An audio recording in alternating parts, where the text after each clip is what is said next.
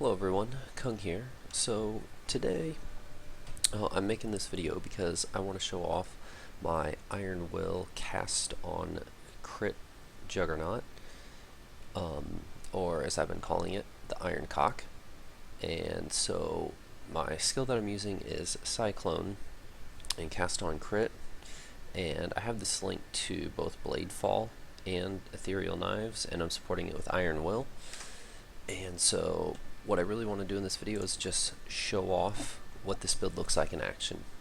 And so we have a moderately rolled Gorge, and I'm just going to go ahead and run this to give you a sense of what this build looks like punching through maps. And so I've been having pretty good success with it in terms of both gearing it up as well as progressing. The most challenging thing I think with this build is to make sure that you're built defensively and offensively, and so that means basically in order to make this build work, we're going to need to be putting our sockets and links in the mace. And I'll have some more information about sort of the idea and gearing and everything like that behind this build in a separate video. And you'll be able to find that on the guide on the forums, which I'll include a link to in the description of this video below. So as you can see, I mean, it really just sort of punches through, and see, it just casts a ton. So the biggest downside to using this mace is it's inherently slow, so we need to scale up the attack speed as much as possible, and I've been doing that by using Cyclone because it has 50% more attack speed. So any attack speed we get on jewels, the tree, etc. is all scaled up.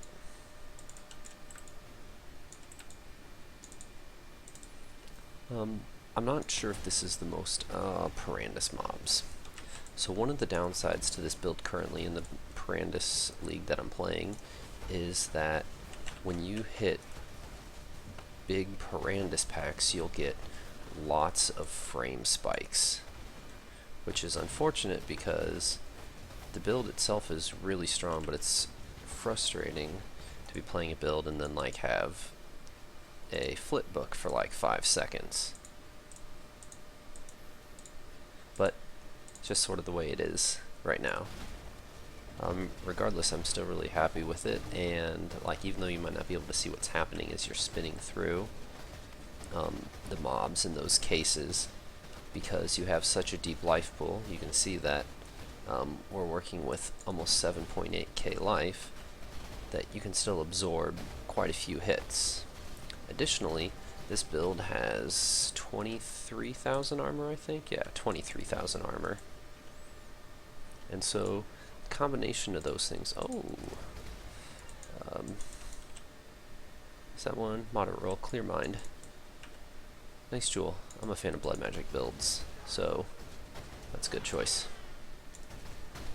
I forgot what I was saying. The fact that you have so much armor and a deep life pool really helps sort of combat this just downside to the way things are right now.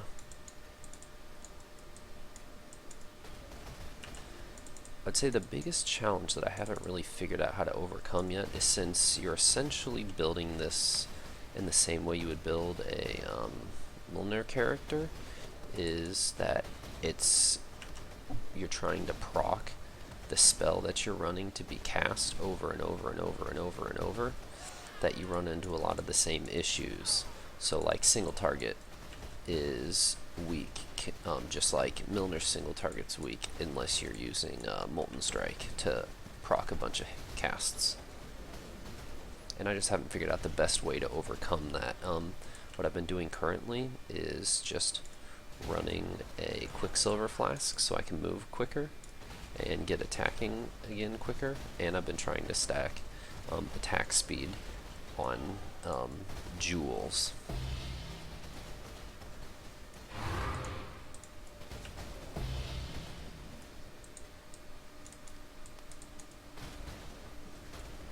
that's basically what I've been doing to try and combat this.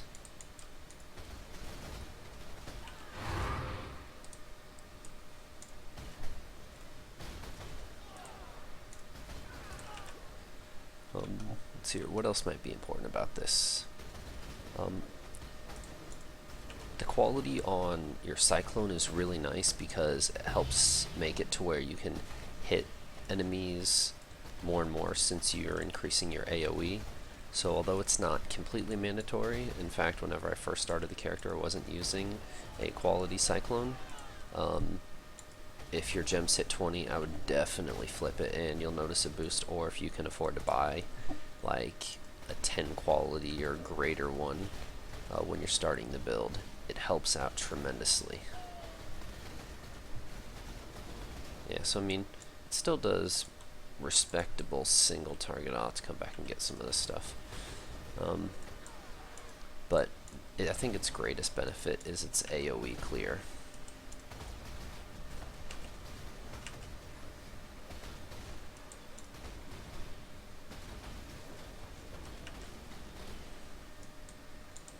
So another benefit of the build is that because we're scaling all the damage through Iron Will, basically our pathing on the tree is to get a little bit of AoE up at the Templar start, and the attack speed and spell damage hybrid nodes would work out really well for cast on crit, and the accuracy and movement speed, attack speed that's up there. You're just really pathing through strength to life nodes and getting armor.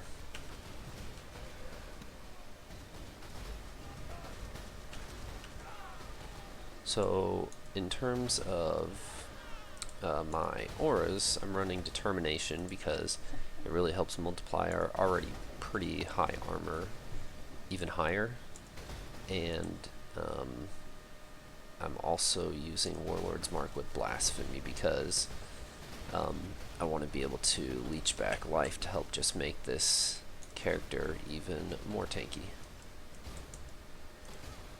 I debated about what to do for my Sixling, and it would require some testing, but I imagine Fortify is probably going to be the strongest because with 23k armor, you can't see him now, but often when you're running, you can, and got Enduring Cry to help keep him up during single target fights, but you can have up to 3 endurance charges, and a Basalt Flask basically makes any kind of big physical hits null, and really helps to mitigate the downside. Alright.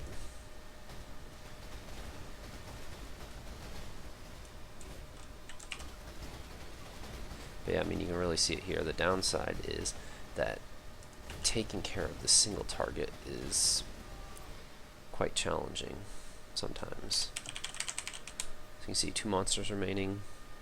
We have something like a 8-minute gorge clear, so not too shabby. Anyway,